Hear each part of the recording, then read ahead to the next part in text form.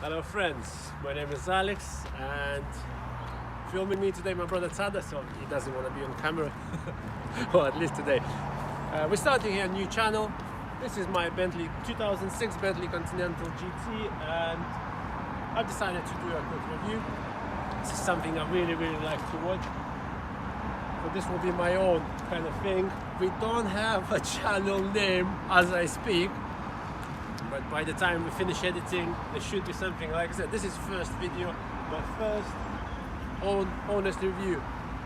I did have the car for 3 years and I bought it from Copart.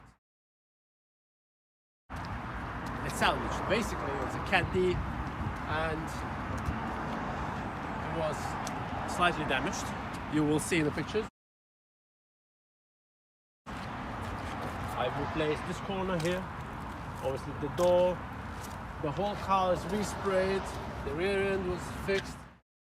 It's done professionally. I spent a lot of money. I bought it for £12,000. I had the budget for about 5 or 6 to repair. Obviously it ended up way more than I expected. I spent about 20k to get it to what it is today. So as this is all 30k, stands to me. And I've had it, like I said, for 3 years. I love the car. It's just one of those that you cannot replace. It's just that sophisticating feeling you have. It's just when you get in there, all that smell. I mean, look at the interior. Just look at that. This is young bulls.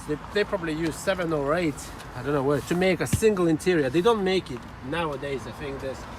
And it really, real proper leather. This is a Molyneux pack. So you have a lot of chrome bits, you have a diamond quilted leather.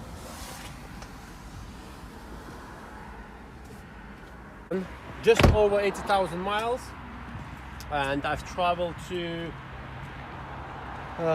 Germany. It's been on Nürburgring. I did 180 miles or 290 kilometers on German Autobahn. It was stable and I still had some left. I'm sure you'll go quicker than that, but I had a family and it was already taking a piss, really. At that speed, why would you want it? But this just shows you how good the whole thing's repaired. I repaired mainly myself, apart from spring and other bits and pieces. This is actually stage 1 car. Stage 1 is basically we flashed the ECU. I removed secondary cuts and the rear mufflers. I emptied those, so basically the downpipes are still there, but from there on pretty much straight pipe. Old stock, I left the cans in place, but just empty them. Sounds alright. It's on the rolling road. It was 608 bhp and 830 torque. A lot quicker than what the standard is, obviously, and it made a huge difference. But I think I'll keep it there. I don't think. The only thing I would do to the car is I would probably change the engine and go for the manual or something, or put something like RS4 engine in it, something that's lighter, because at the Nürburgring it was understeering quite a bit. I like my track days. I do bike and car track days, but that was only two years ago. I did took Bentley up to Nürburgring. I think it's not the car for the track day, really. It's for cruising around, you know. It's just a feeling that the car gives you, the surrounding where you sit. It's, you know, it's something else, guys. Something else. I myself came to UK here 15 years ago now. I was homeless and I bought it. So it's just the feeling that you made it, you know. Made it. By made it, I mean you achieved. You know, you worked hard. You know, I started as a laborer on the building site, and I feel proud, you know, that I bought something like this. And people say, yeah, it's a VW, etc. Hell yeah, it is a VW. And it's still a Bentley, you know. It's still a Bentley.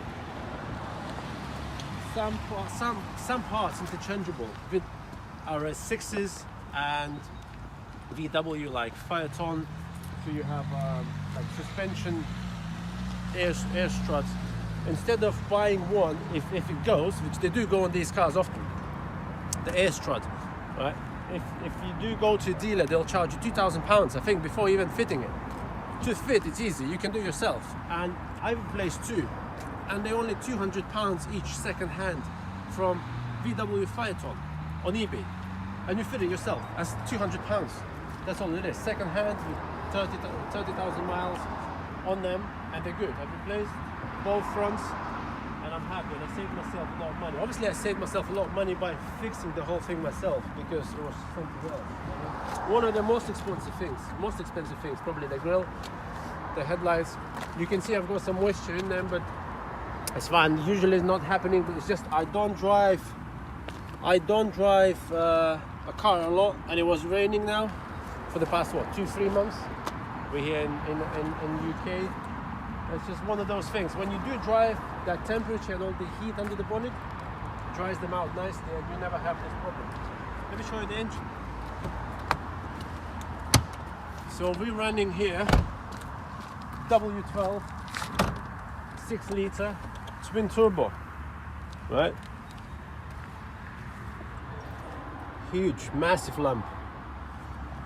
Now, to do basic tasks, even like replacing a light bulbs or a parking light bulbs, which they do go, the bottom ones, you can still do by training your hand and getting in there and do. It's durable, and I've done it, and I had posted some videos on Facebook how to do it, etc.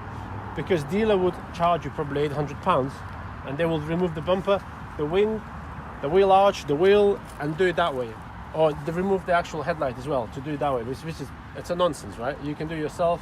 Don't listen to what they say. I mean, they quoted me £1,000 for an oil change, the gearbox oil change. They said I won't be able to do it because the gearbox needs then adaptation. I'll make another video on this. It's easily done. Filters and gearbox oil cost money, but it definitely doesn't cost £1,000 to replace it. Now, I can tell you what went wrong apart from the suspension struts and in the 3-year ownership, right? So the MAF sensors, air mass flow sensors, I replaced both because there's two there. This is your air filters right there. Obviously air filters I went for BMC because K&N doesn't make it. O2 exhaust oxygen sensor and exhaust temperature sensor also went on this. Radiators are new because when the car was hit when I initially bought, so every single one is replaced.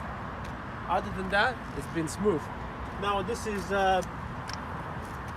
so I've got all the vacuum lines kind of there, and which is a facelift model now. Mine is 2006, mid 2006, so they are vacuum lines, well-known vacuum lines. They're not on top of the gearbox anymore. They're right here where the steering rack is, accessible. And I didn't have an issue with it. I did have the issue with vacuum things here, as you can see, and I've just put some hosing around these and clips, etc. But you'll hear the whistle sound, and it will idle rough if you do have a vacuum leaks, and this is a major problem on these. And the earlier models, 2003, 4 and 5, it was a vacuum.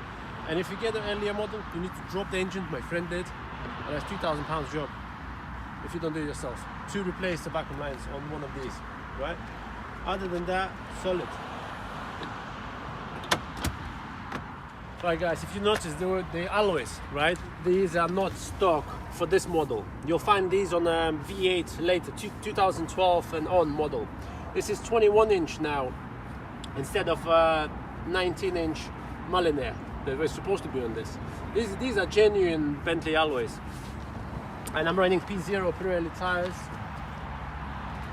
There is, I need to mention, well, it does have a soft close, if we haven't mentioned, which is kind of cool. Some models don't, I believe the base models, but Bentley should, right? Now, there is a space. If you've got family, if you've got kids, or if you're planning to get some girls at the back, easily doable. I mean, I'm 6'3.5", and I'll show you, I'm gonna get in there and probably be all right for a couple of minutes. No, honestly, it's okay for short journeys for 4 people, but if you average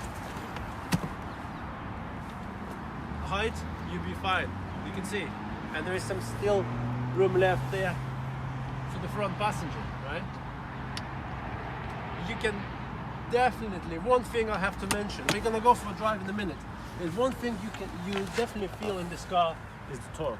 Torque is something else, right? We usually have about 600 or so in the car, but this is 830, and you can feel it.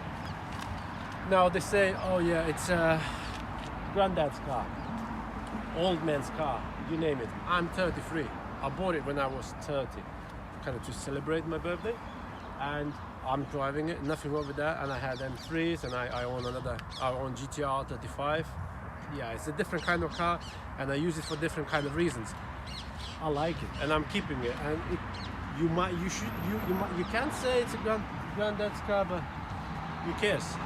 You know, they are at that value where young people now can afford. People like me, you know, builders, and drive around. And why not? You know, it is a bit show off. I'm not gonna lie. It is a bit show off, and sometimes it sits there in the drive. If I want to come and see, and I want people to see me at a different angle. Those days, obviously, I won't drive it. Because the thing really annoys me is park distance control, whatever you call it, PDC.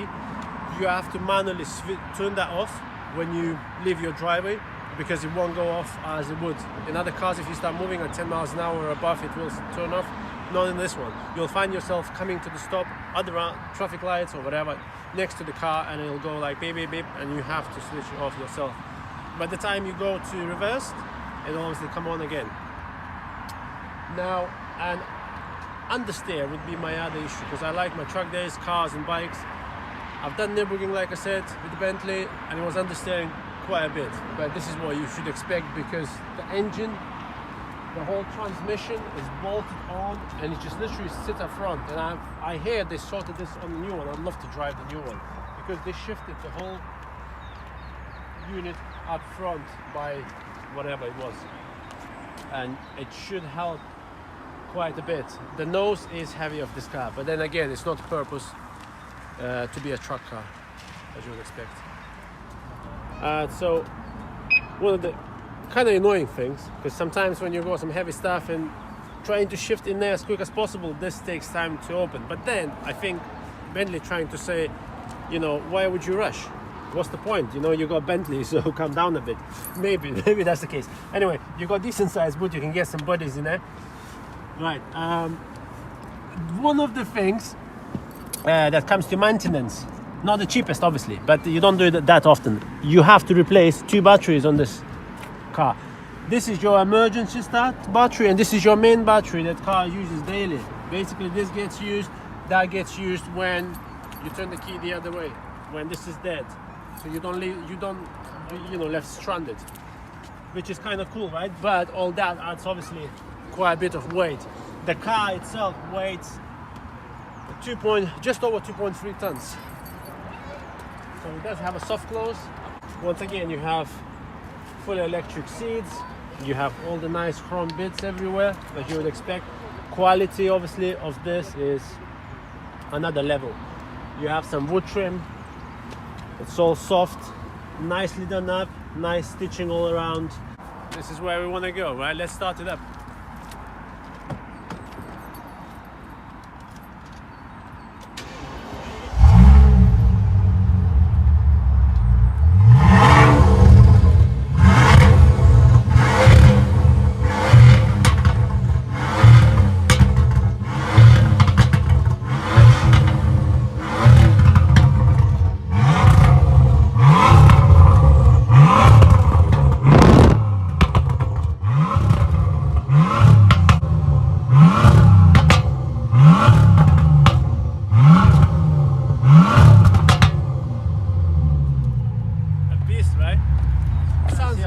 Quickly show you what the suspension does.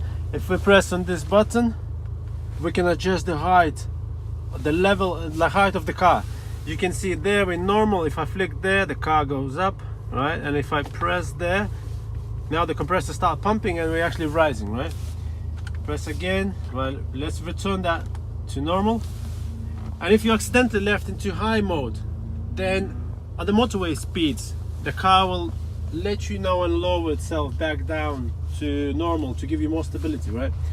Now you can control the rear spoiler with these two buttons here, and I don't do this. I don't rise it up, and I don't do it on purpose for driving around in traffic like others do, and I think it's a real nonsense to have the spoiler up when you're doing 20, right? So if you press this, you can adjust shock absorbers, the comfort or the sporty feel of the car, which I tend to do a lot in sport. I like a harder ride.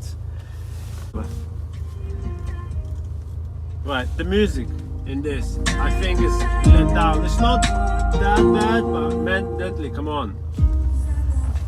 Car is expensive. With those speakers, you could have done better here. So quick tour what we have in here. So you have heated seats, you have your electric handbrake. The Bentley doesn't have a proper one, the man's one, so it's an electric one. Well, sad. Anyway, so infotainment system here, where you control your audio, your air conditioning, sat nav. I don't tend to use sat nav, it's an old screen, as you can see. It's letting the car down, and I said that there is no aftermarket systems available apart from one that costs £2,000 or something that much. I mean, it's crazy. There should have been something on the market, right? And I don't like that losing of this part and that part here. But I do that. What I do love about the interior is those wings, right? And this is what Bentley is representing, their badge, and so it's the wings of the plane, which is kind of cool. The steering wheel, I do prefer the one that it's in newer shapes. I mean, in the shape of 2012 and up onwards, the triangle one. And I'm searching for one on places like eBay, but they cost so much money. But I did hear that they will work possibly with Bentley controls. Right. Now I can complain as much as I want about the screen and how old it is, all this infotainment system, but then that was back in 2006. We are in 2020, so what do we expect? And to be honest, I don't really go for it, apart from my heating setting in the winter or the aircon and stuff. Now, something I need to mention, this is metal here, and if you like to do your drag times, that's your little draggy, sticks there, or if you have other things that will magnet, so it's kind of handy. What I'd like to mention is you have gear select levers here, and they actually came from Gallardo, like the old Lamborghini Gallardo, which is kind of cool factor to know. But Lamborghini is owned by VW anyway, so this is where it's coming from, as you can see. The quality, yes, quality in this car is something else. Right under here we have telephone. I actually still have a telephone, look. I'm not even know. I mean, I had a car for 3 years, but I don't know how it works. I've never used, but it's kind of cool, this thing. I've seen they going on eBay for a few quid. And in here we have a cup holders, really nice ones. They're really handy. Let's go stretch the legs. Just to show you, we started moving a few minutes ago. See? Parking sensors going off. I'm getting close to the car front. Because what I didn't do when I started, I had to press that to switch, to turn off the... Guys, I need to mention, in terms of quality of the Bentley interior, I mean, look at this. Everything you touch here is aluminium. And when you have aircon running, these actually get some ice on them. It looks really nice. Everything is just so solid. You got these things carried from other Bentleys and Rolls Royces. I mean, here the amount of work went into making something like this. I mean, check this out. The money and the work went into making this, and now you have more people, probably non-smokers or a lot of people that will never use this in Bentley. Mine, I don't think it's ever been used yet. It has been. Anyway, now we have an option. We're now running keyless system, and I do like having this nice and old school key where I can stick in the ignition. I do like that, and sometimes, depends on your mood, I use the key to start the car. But you have to say, it does plays up if And most of the reasons I use the keys, because sometimes it's playing up so badly so it says the key is not found and the key is there in the interior, so you need to wave it a little bit until it picks it up. Just one of the things. Myself, I prefer driving in suspension sport mode. I like it to sit a bit harder on the road, to feel a bit harder as well, not as soft and not as rolly as this Bentley tends to roll. And I usually go into sport as well. I don't use manual as much because, well, I do when I'm in the tunnel and I want to make some noise, but other than that, and I'll show you how it pulls, right? So you're cruising along, and the minute you press on the gas, it really goes. Right, it doesn't have launch control, but what I usually do, I go left on the brake, right on the gas, and it pulls. You can see how hard it pulls. And that is 30 miles an hour for you right here. In Bentley, when you look at it, it just looks, it doesn't look, there is a sense of speed in it, but it doesn't look that it would go as fast as it actually does. And the torque, and when you on the throttle, that kick you get is something else. And the passengers have never been, they should experience, everybody should experience driving a Bentley. So you get all the comfort, you get all the leather, and it can go, it definitely goes quick straight. It might not be a truck car, but it can do some stuff on the straights. So here we go to 10 miles an hour, lower it, and that's 30 miles an hour right here. And it's just something about driving Bentley. You need to drive it to experience, and everybody should experience. Everyone should own one of these. For what they cost now, you can. You know, some people say, oh, if only car I would ever buy it would be Bentley. Buy it. I mean, they are as cheap as 15k today. Buy it. Obviously, careful. You need to do checks before buying it. Spend a lot on repairs. But if you do all repairs yourself, like I do, buy it. Just buy it. Enjoy it.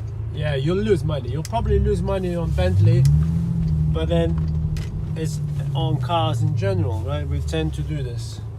Fewer, but you'll enjoy it, the whole family. It's one-off feeling, you know, driving this beast. It's nice to have this power, all this powertrain sitting there waiting for you to press that throttle. That pull you get, that initial pull, it doesn't matter if you go 10 miles an hour or if you're 50 miles an hour, it just pulls as strong as, it doesn't matter. On Autobahn you can go 100 miles an hour, 120 miles an hour, press the throttle and it'll still pull as hard as it would from a standstill. It's just something about this engine as a huge positive. But you can feel it's a big lump when you drive it. You can feel it. But and even though it's a 14 years old car today, it still pulls for, you know, that powertrain there.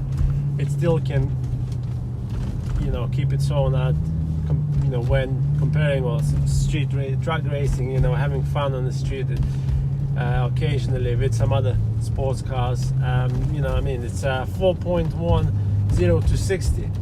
So it pulls, it's a quick car. You don't expect what you can do from the outside, that's 100%. Right, you know, one of those things when you might drive GTR like I do, I want an R35, and if people buy those cars thinking they're gonna attract, well, I'm a family man, I'm not looking for any, but if they're thinking they're gonna attract some pussies, definitely not. GTR is a sausage magnet, but this one, pussies like this car.